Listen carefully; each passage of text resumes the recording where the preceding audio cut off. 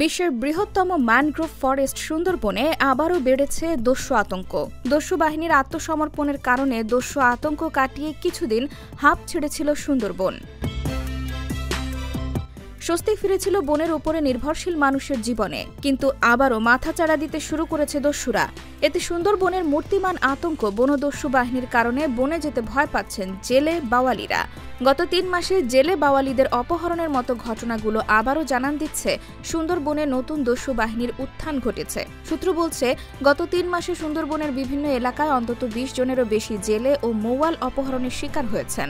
মুক্তিপণের জন্য তাদের কাছে দাবি করা হয়েছে অন্তত ১০,০০০ থেকে ৩ লাখ টাকা।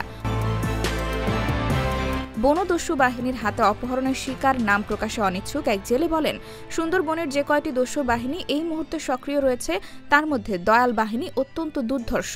এই বন্য দস্যুরা ছোট ছোট দলে বিভক্ত হয়ে মাছ ধরার ট্রলারে হামলা করে অপহরণ করে। এরা এতটাই কুখ্যাত যে মুক্তিপণের টাকা না দিলে নির্মম নির্যাতন চালায়। এরা কাউকে মেরে নদীতে ভাসিয়ে দিতেও দ্বিধাবোধ করে না।